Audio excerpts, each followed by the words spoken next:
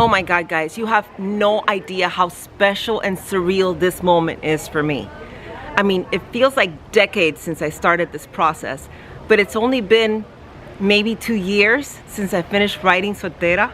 I'm well into my next book already right now, but just to finish this, my first accomplishment, and to be able to see what the book is gonna look like on the shelves, I mean, and when you guys download it and get it to read a part of me, a part of my heart, a part of my brain, I can't explain it. So I'm not gonna try to explain it. I'm gonna go ahead and just show you what my book is gonna look like. So get ready, guys. It's really, wow. I mean, okay guys, here it is, ta-da. I hope you like it. I think it's really cute. I'm in love. I really like it a lot. So I hope you do too. I hope you enjoy the book when you read it. And just remember that it was done with love and with wanting my first accomplishment in writing, which is such a big thing for me and in my life. So I hope you all take a part of it, like you've taken a part of this channel and just following me and putting up with my craziness. And without further ado, today's episode, it's a little bit more about Soltera, and I hope you enjoy it too. Bye, and thank you. Hi, I'm Maite, and I'm the author of the book Soltera. Sometimes when things don't work out, they actually end up working out for the best. I welcome you and your friends to my world of Soltera. This is our time.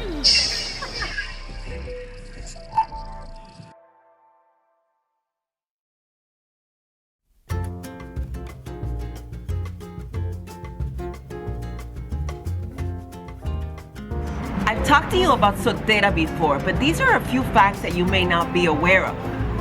The whole story and concept of Soltera started as a memoir, which is a story about me. You know, when you write, sometimes it's hard to get started and you get stuck. So they say that the best thing to write about is something familiar to you or something that you know very well. And what better than your own life? Julia, my main character, is very similar to me because she was me when it all started. This all started as my own story. The first half of the book was developed from my own story, even though the book is fiction. The people in the book, my friends, people I've dated that I've come across, those are all reflected in the personalities of the characters in the book. So those are true, but the events have nothing to do with reality. So I know it sounds a little creepy, but it helped me a lot with the process. The second half of the book is 100% fiction. What I did was, as I wrote it, I had my best friend and her daughter, who's also a close friend, edit it as we went along. The second part of the book involves mainly 2 characters who are like the center along with Julia. So I couldn't make the choice myself. So I had them choose 2 characters from the first part of the book so I could continue the story. So it's based on their choice of people. I know this doesn't make 100% sense right now, but it will when you read the book. So read the book.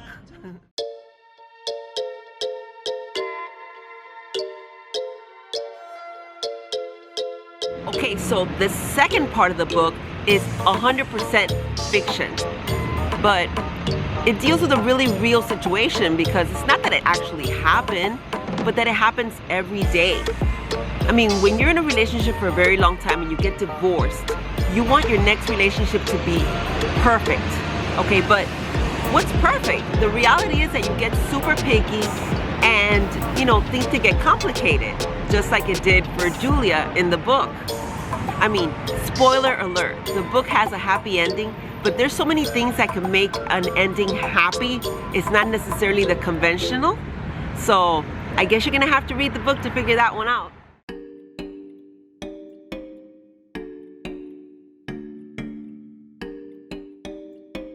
Listen, the reality behind the book is that it stems from a marriage that fell apart. You know, nobody wants it to, but people go their own ways and marriages end because they have to. You know, it's important to remember that the most positive things come from negative situations. And, you know, great things come from bad things. So you just gotta remember that there's light at the end of the tunnel.